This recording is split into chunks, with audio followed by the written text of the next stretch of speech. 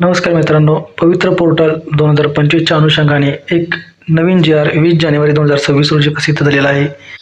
त्या जी आरमध्ये मुख्यतः 4 बाबी आहेत.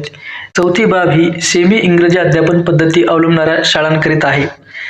म्हणजेच काय, तर ज्या उमेदवाराचे व्यावसायिक शिक्षण हे इंग्रजी माध्यमातून झालेले आहे, परंतु त्याचे शालांत शिक्षण हे कोणत्या माध्यमातून झालेलं आहे त्या शाळेवर त्याची नियुक्ती करण्यात येईल.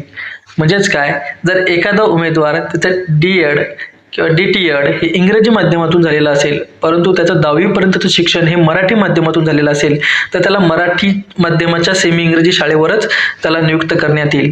हे असे का, तर मागच्या भरतीमध्ये मित्रांनो काय झाले की काही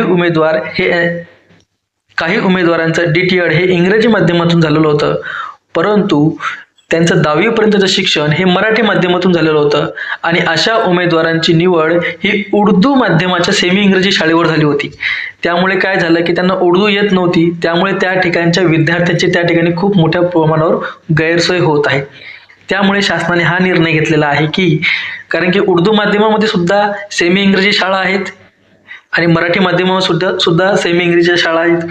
व्यावसायिक शिक्षण जरी त्याचं इंग्रजी माध्यमातून झालेलं असेल तरी त्याचं शालांत शिक्षण म्हणजे 10वी पर्यंतचं शिक्षण हे ज्या माध्यमातून झालेलं आहे त्याच माध्यमाच्या शाळांवर त्याची नियुक्ती करण्यात येईल, जेणेकरून विद्यार्थ्यांची गैरसोय होणार नाही. तसेच जर असा डी.टी.एड इंग्रजी माध्यमाचा उमेदवार जर मिळाला नाही, तर ज्या उमेदवाराचं 12वीमध्ये सायन्स आहे किंवा BA MA मध्ये ज्याने इंग्रजी विषय घेतलेला आहे किंवा BSc किंवा MSc झालेला आहे, अशा उमेदवाराची त्या ठिकाणी नवीन जाहिरात काढून निवड करण्यात येईल.